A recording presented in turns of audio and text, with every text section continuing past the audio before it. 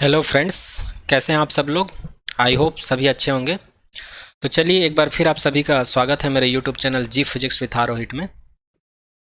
जैसे कि आप सभी को पता है, जो क्लास 10 का साइंस सब्जेक्ट है उसमें जो फिजिक्स का पोर्शन है, फिजिक्स का जो पोर्शन है उसमें टोटल 4 चैप्टर्स हैं, जिसमें से चैप्टर 10 है आप लोग का लाइट, रिफ्लेक्शन एंड रिफ्रैक्शन। तो ये टॉपिक हम लोग पूरा कवर कर चुके हैं। आप लोग प्ले लिस्ट में जाकर इसका कंप्लीट लेक्चर देख सकते हैं। प्ले लिस्ट में जाकर आप लोग जब देखेंगे तो आप लोग को थ्योरी लेक्चर मिलेगा और जो प्रॉब्लम्स है उसका भी आप लोग को लेक्चर मिल जाएगा, पूरा कंप्लीट चैप्टर 10 का। उसके बाद फिजिक्स के पोर्शन में आपका जो नेक्स्ट चैप्टर है वो है चैप्टर 11, जिसका नाम है the human I and the colourful world. तो इसको आज से हम लोग स्टार्ट करने वाले हैं। ओके, तो ये स्टार्ट हो जाएगा, इसको भी मैं पूरा कवर करूँगा, theory plus concept plus NCERT problem. Okay, इसके बाद होता है चैप्टर 12 जो कि है आपका इलेक्ट्रिसिटी। उसके बाद होता है चैप्टर 13। चैप्टर 13 में हम लोग पढ़ेंगे magnetic effect of electric current. तो वन बाय वन सारे चैप्टर को हम लोग कवर करेंगे।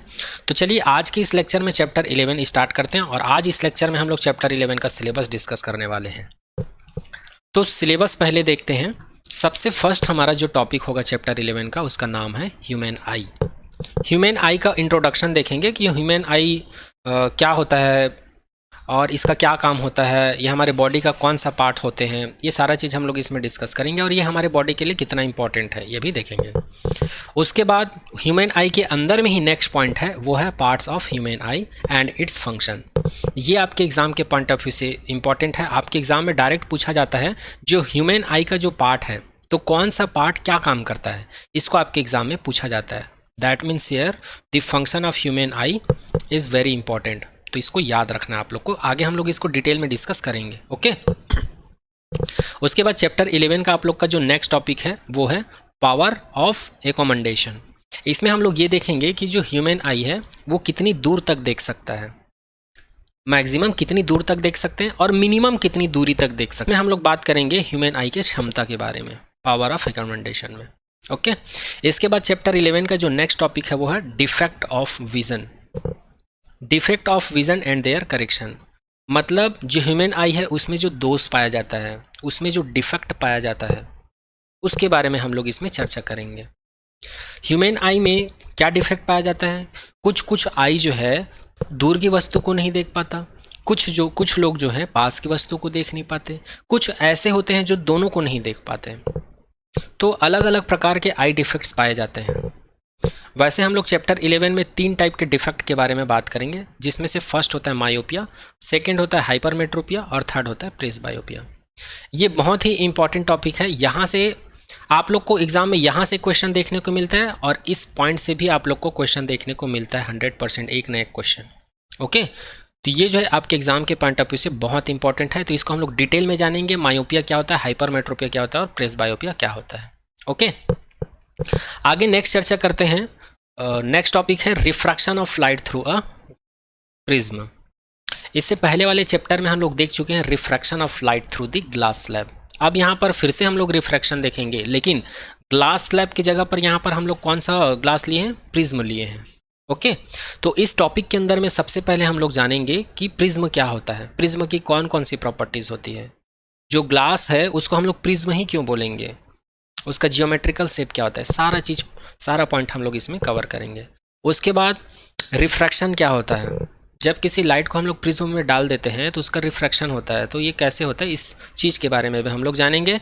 और प्रिज्म में जब रिफ्रैक्शंस की घटना होती है तो उनके कौन कौन से कंपोनेंट्स हमको मिलते हैं, इसके बारे में भी हम लोग इस टॉपिक में डिस्कस करेंगे। ओके, चलिए चैप्टर 11 का नेक्स्ट टॉपिक है जिसका नाम है dispersion of light by a glass prism. अब यहाँ पर ग्लास प्रिज्म से रिलेटेड एक और फिनोमिनन के बारे में हम लोग पढ़ेंगे जिसको बोला जाता है dispersion of light, dispersion of white light. Actual में इस घटना में होता क्या है, जब किसी वाइट लाइट को हम लोग ग्लास प्रिज्म में डालते हैं तो उसका स्प्लिटिंग हो जाता है, या ऐसा बोल सकते हैं कि वो 7 कंपोनेंट में स्प्लिट हो जाता है, जैसे रेनबो होता है वैसी उसी कलर में स्प्लिट हो जाता है। तो इसी घटना के बारे में पढ़ेंगे हम लोग। ओके, चैप्टर 11 का आपका नेक्स्ट टॉपिक है वो है recombination of the spectrum of white light. जो वाइट लाइट होता है तो वो 7 कंपोनेंट में स्प्लिट हो जाते हैं, जिसको हम लोग स्पेक्ट्रम नाम दे देते हैं, जिसको स्पेक्ट्रम बोल देते हैं। तो इस स्पेक्ट्रम में जो 7 कलर का कॉम्बिनेशन है, उसी कॉम्बिनेशन के बारे में पढ़ेंगे, जिसको रिकॉम्बिनेशन बोला जाता है। ओके, तो उस स्पेक्ट्रम में जो 7 कलर हैं, उनका सीक्वेंस क्या है, वेवलेंथ क्या है, फ्रीक्वेंसीज क्या है, इंटेंसिटी क्या है, ये सारा चीज़ हम लोग कवर करेंगे इस पॉइंट के अंदर में। ओके, आई होप सिलेबस का हर पॉइंट आप लोग को समझ में आ रहा होगा। आगे देखते हैं, चैप्टर 11 का जो नेक्स्ट टॉपिक है वो है एटमॉस्फेरिक रिफ्रैक्शन। हमारे वातावरण में, हमारे एटमॉस्फेयर में बहुत सारे ऐसी घटनाएं घटती हैं जो रिफ्रैक्शन से रिलेटेड होता है, लाइट की, जिसमें से कुछ फिनोमिनन या कुछ घटनाएं हैं वो है ट्विंकल ऑफ स्टार। जैसे आप लोग को पता होगा, स्टार जो है वो टिमटिमाते हैं, तो वो क्यों टिमटिमाते हैं, तो वो उसका रीज़न क्या होता है, रिफ्रैक्शन। तो इसके बारे में हम लोग डिटेल में डिस्कस करेंगे इस पॉइंट पे। उसके बाद एटमॉस्फेरिक रिफ्रैक्शन से रिलेटेड एक और घटना है जिसको हम लोग बोलते हैं अपरेंट स्टार पोजीशन। एक्चुअल में होता क्या है, हम लोग जब स्टार को देखते हैं तो उसका जो एक्चुअल पोजीशन होता है वो कुछ और रहता है, और हम लोग जो देखते हैं वो उसका दूसरा पोजीशन होता है। ठीक है, तो यहाँ पर ये होता क्या चीज़ है, इसके बारे में हम लोग डिटेल में जानेंगे।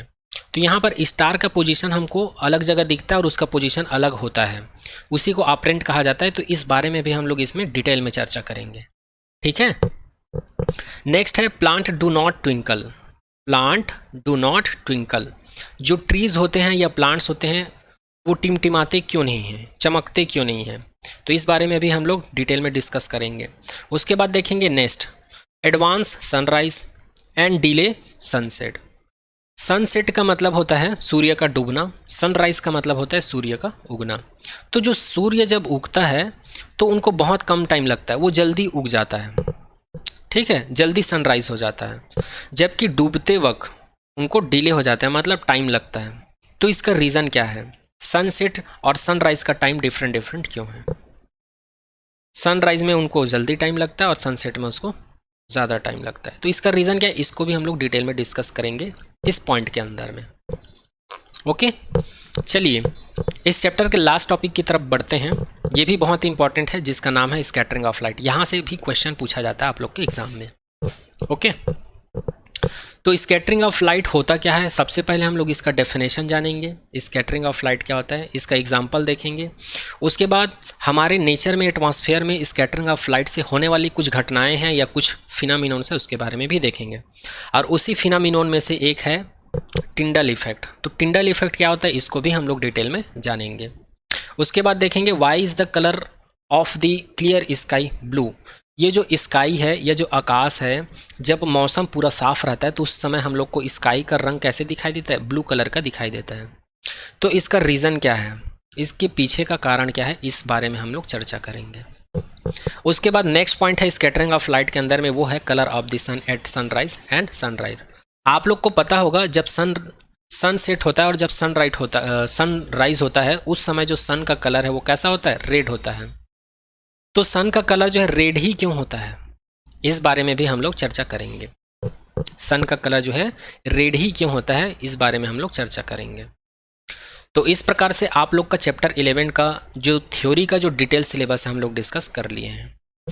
तो इन सभी टॉपिक को हम लोग सीक्वेंस में वन बाई वन कवर करेंगे, और जब ये थ्योरी पोर्शन कंप्लीट हो जाएगा उसके बाद हम लोग एनसीईआरटी प्रॉब्लम करेंगे। और एनसीईआरटी प्रॉब्लम में क्या क्या देखेंगे, सबसे पहले आप लोग के एनसीईआरटी में जो क्वेश्चन दिया हुआ है उसको देखेंगे। उसके बाद आप लोग के बुक में एग्जाम्पल्स दिए हुए हैं बहुत सारे, उसके बारे में भी देखेंगे। उसके बाद आप लोग के एनसीईआरटी में चैप्टर के बैक साइड में बहुत सारा एक्सरसाइज क्वेश्चन दिया हुआ है, उसको भी हम लोग वन बाई वन करके सारा क्वेश्चन को सॉल्व करेंगे। तो इस प्रकार से आप लोग का ये जो चैप्टर 11 है पूरा कंप्लीट हो जाएगा, theory plus concept, okay, plus problem. और जब आप लोग का एग्ज़ाम पास आएगा तो उसके बाद हम लोग क्या करेंगे, प्रैक्टिस करेंगे। जब आप लोग का एग्ज़ाम पास आ जाएगा तो प्रैक्टिस करेंगे। कैसे प्रैक्टिस करेंगे, आपके एग्ज़ाम पैटर्न के हिसाब से, जैसे कि 1 मार्क्स हो गया, 2 मार्क्स हो गया, 3 मार्क्स हो गया, 4 मार्क्स हो गया और 5 मार्क्स का क्वेश्चन। ये सारा चीज़ हम लोग क्वेश्चन प्रैक्टिस करेंगे। और इस क्वेश्चन में जो इंक्लूडेड रहेंगे वो PYQ रहेगा, मतलब प्रीवियस ईयर के क्वेश्चंस रहेंगे। और आपका जो एनसीईआरटी है उसमें से भी क्वेश्चन इंक्लूडेड रहेंगे। ये सारा चीज़ हम लोग प्रैक्टिस करेंगे। ओके, तो ये पूरा सिलेबस कंप्लीट होने के बाद लास्ट में या फिर जस्ट एग्ज़ाम से पहले ये हम लोग करेंगे। ओके, तो आज के लेक्चर में यहीं तक। आने वाले नेक्स्ट लेक्चर में हम लोग चैप्टर 11 का फर्स्ट टॉपिक स्टार्ट करेंगे, human eye. Okay, thank you so much to all.